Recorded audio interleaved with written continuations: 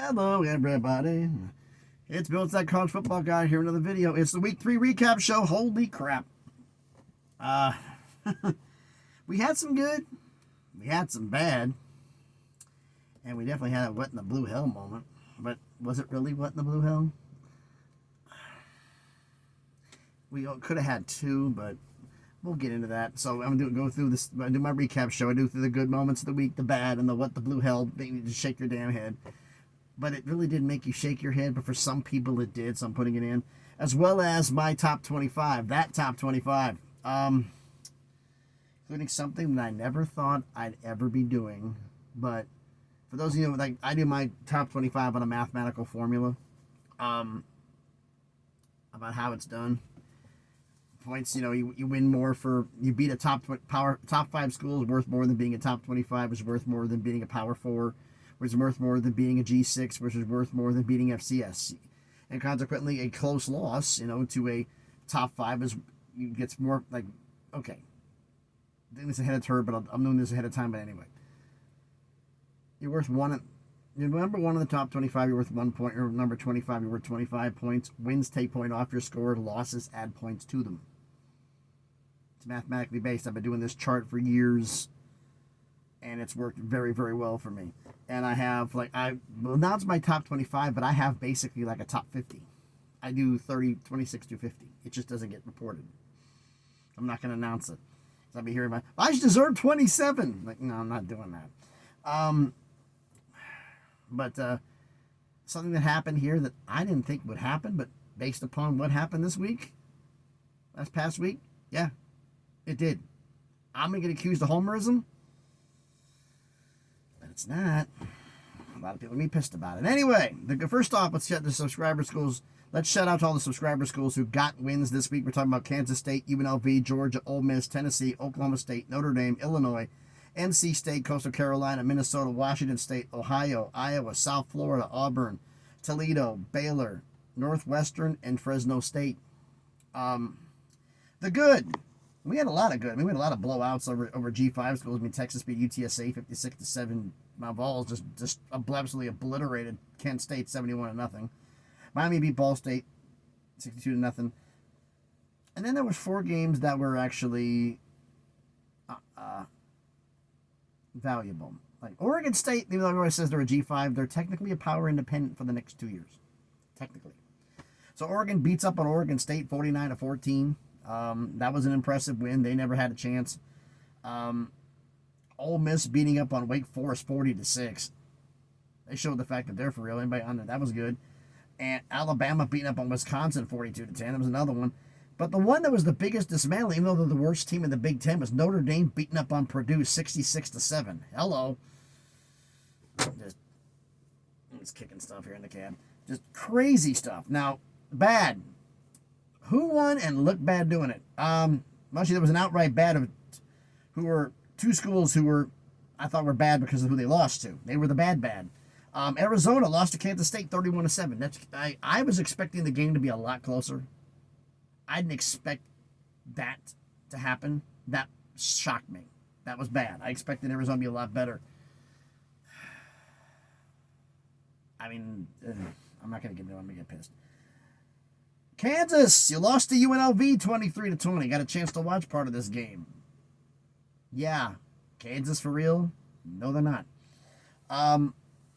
LSU beat South Carolina 36-30, 33. You needed to come back behind, dude.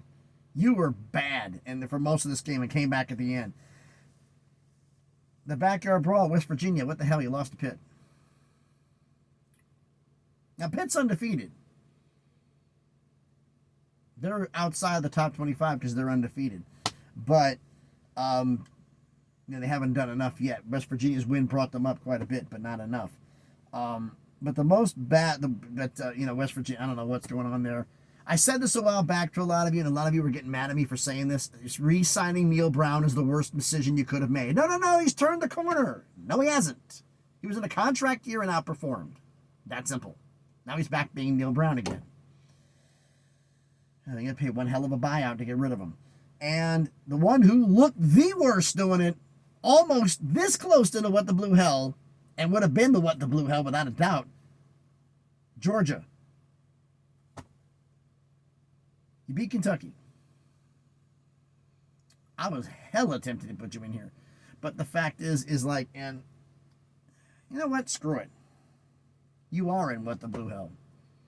Taking you out of bad. You're what the blue hell because you shouldn't. And I'm realizing now you shouldn't be on there. So I'm taking you out of the bad, and you're going into what the blue hell because you shouldn't have been this close to Kentucky. You shouldn't have looked this bad. You look this bad, you're gonna get obliterated when you play Bama, when you play Tennessee, when you play Texas. You may have 5 losses. That's how bad this team looks. But the other what the blue hell moment, which isn't a what the blue hell moment, but I got messages saying, oh, no, we've turned the corner, we're back. Yeah, Florida State, you lost to Memphis. I had, beginning of the season, I caught so much crap because I put Miami in the ACC title game with Florida State. Oh, man, it's going to be NC State. I think those who picked that one are regretting it slightly. I'm at least going to be half right because Florida State's going to have to pull a Flutie and pull one of the best come-from-behinds I've ever seen to get an ACC title game now. Now, the Memphis game's non-con. It doesn't count. But seriously, what the blue hell? From now on, like you're outside the top 25. You were in it this past week. You ain't there no more. And you're going to be a dog in my eyes, regardless of the betting line, until you prove you can actually do something. Because I'm beginning to wonder if playing as way you're playing now, are you even going to be bowl eligible? That's how bad you look. Seriously, what the blue hell? But was it really that big of a what the blue hell? Because Memphis, I had them going 11. I picked them going 11-2 and winning the American this season. I picked them to do that. So, but anyway, just what the blue hell. All right. That top 25, my top 25. Which I explained at the beginning of the video, the rankings, like last week's top 25. Number 1 was Texas, 2 Ohio State, 3 Georgia, 4 Bama, 5 Penn State, 6 USC, 7 Oregon, 8 Ole Miss, 9 Oklahoma, 10 Missouri, 11 Tennessee, 12 Utah, 13 Oklahoma State, 14 Miami, 15 LSU, 16 Notre Dame, 17 Michigan, 18 Kansas State, 19 Clemson, 20 Arizona, 21 Louisville, 22 Boston College, 23 Florida State, 24 Kansas, 25 Georgia Tech. And of course the 26 to 50 here at the bottom of the page. Now, what happened? Well, one thing about it is, like I told you about the fact that your points out of your store. If you don't play, it's a bye week, you get a 0 because you didn't do anything. They said, well, that's not fair. Well, the fact is, you lose ground this week, but when they have their bye week, you go back where you were. So it balances out in the end. Just calm yourself. It's not where you're at in week 3 this is the problem. It's when you get to the college football playoff. That's where it actually matters. But anyway, that was on here. So who's number 1? Well, staying at number 1 is the Texas Longhorns. They are still the number 1 team. Up 2 spots to number 2, I got Bama. With their big win over Wisconsin. They climb up 2 spots. Holding at 3 is Georgia. They stay at 3.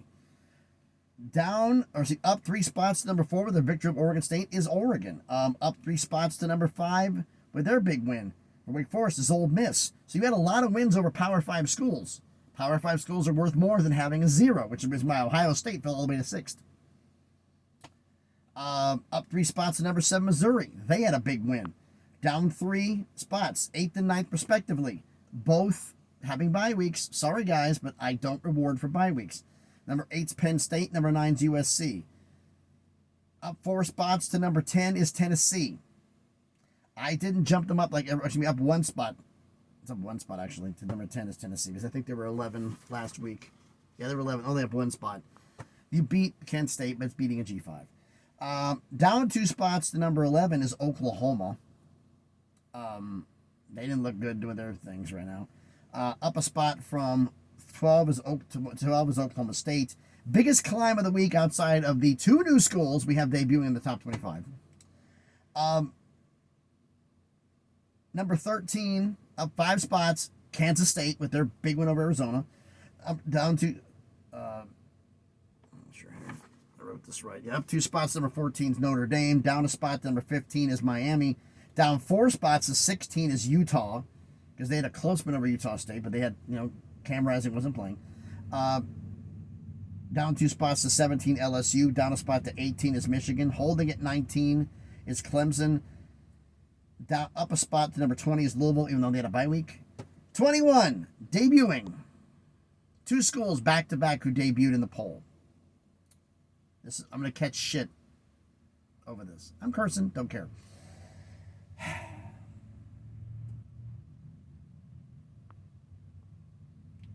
Number 22 is Washington State with their big win over Washington in the Apple Cup.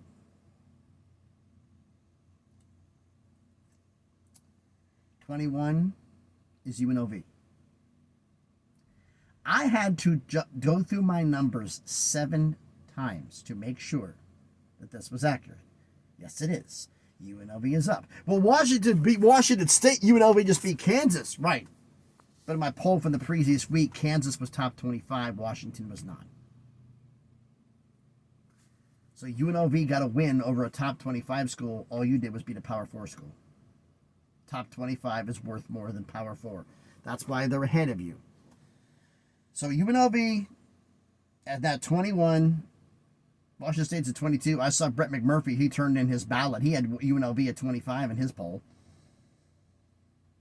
What a time to be a college football fan. I think I never think I'd see the day, live to see the day that UNLV would make a top 25 poll, but here we are.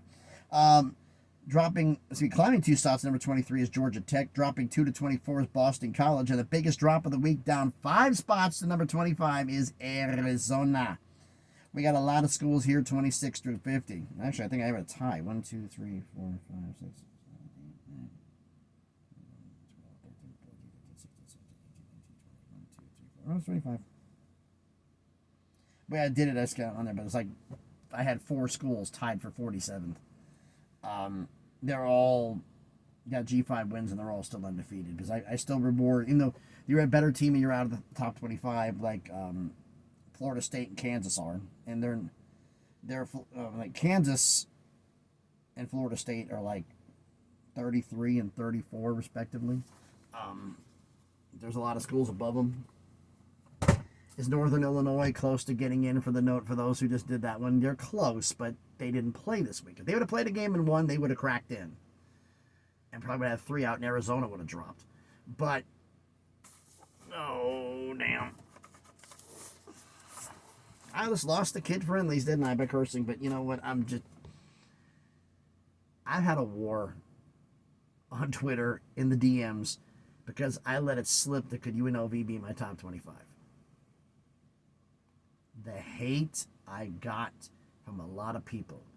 UNLV is in and Boise State isn't. Why isn't Boise State in the poll? Because you lost. You lost to Oregon. I don't reward losses as points for. They're as points taken off your score. A loss is a loss. It was a close loss, so it wasn't as many points.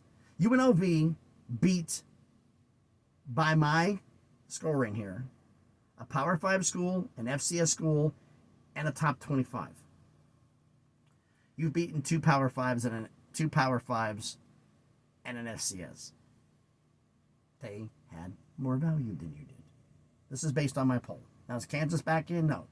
That means the fact, like, when Boise State holds up, you play UNLV, you're playing a top 25 school. You beat them, you get a top 25 win. San Jose State, Utah State, Wyoming, Nevada. You get the point here. It's going to balance out in the end. So everybody just take a deep breath and relax, will you? Because it's all going to balance out in the end.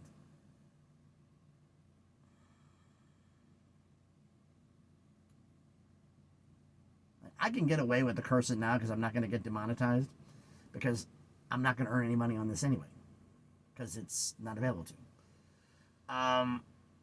But I had a war for people suggesting the fact that UNLV deserved to get in over Boise, over San Diego State. I'm like, over San Diego State? Have you won a game yet? Cal just beat the brakes off you, and you should be in over a 3-0 team. A little bit of a Star Wars bit here. The delusion is real, but this one,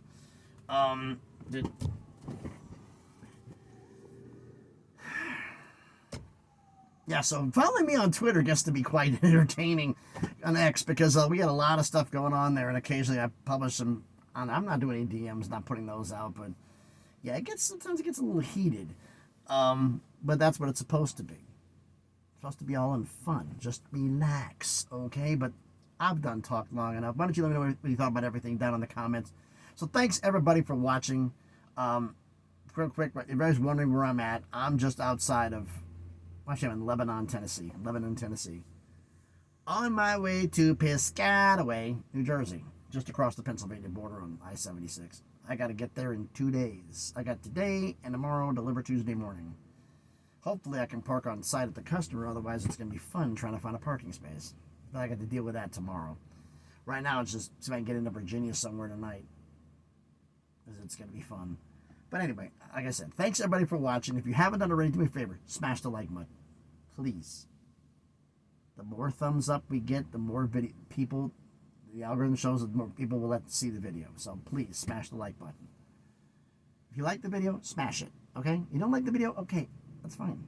But don't, some people say, I like the video. Smash the like button. You're liking the video, you watch it through, you start liking it, hey, don't forget to pause, you can pause the video. I'm not going anywhere, it's a recording. Go back, smash the like button. Comment on the video. Let me know what you think about the good, the bad, and the what the blue hell. What do you think about that? What do you think about some of the schools here? How they're going to be, how they're going to go forward. I'm not going to get into the Pac-12 bit. I've already done 2 videos on it about the right after with the Mountain, about the Pac-12's going after, what the Mountain West should go after.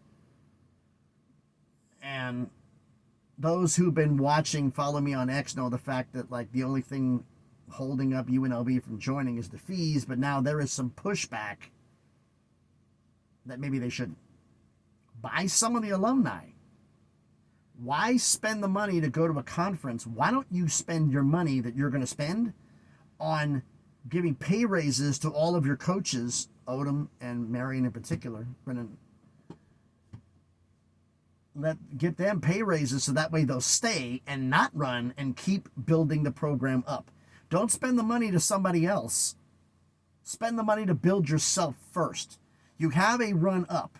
Like I said, if they win 7 games this year, and this because of what they did last year, it'll be the first time in back-to-back seasons that they've had 7+ wins since 1983 and 1984, 40 years ago. The 83-84 season and the 84-85 season. We're now in the 24-25 season now. 40 years ago. It's been 40 years since they've been that good. That's how bad this university has been for over half a century. So keeping the coaches that are getting you there is ultra important. So I understand the lure of going there, but I still look at the liberty factor.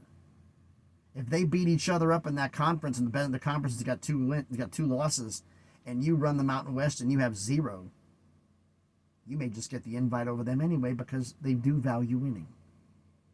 Food for thought to think about. But like I said, like the video, comment on the video, share if you want to, and if you haven't done it already, check out some of the other videos I've done. If you like them, hey, subscribe to the channel. You know, we're slowly on that crawl to 1,000 subscribers. We can start having some fun here. If you want to follow me in the craziness that is Twitter, that is X, the link will be in the description. So thanks everybody for watching. Hope everybody's having a great Sunday.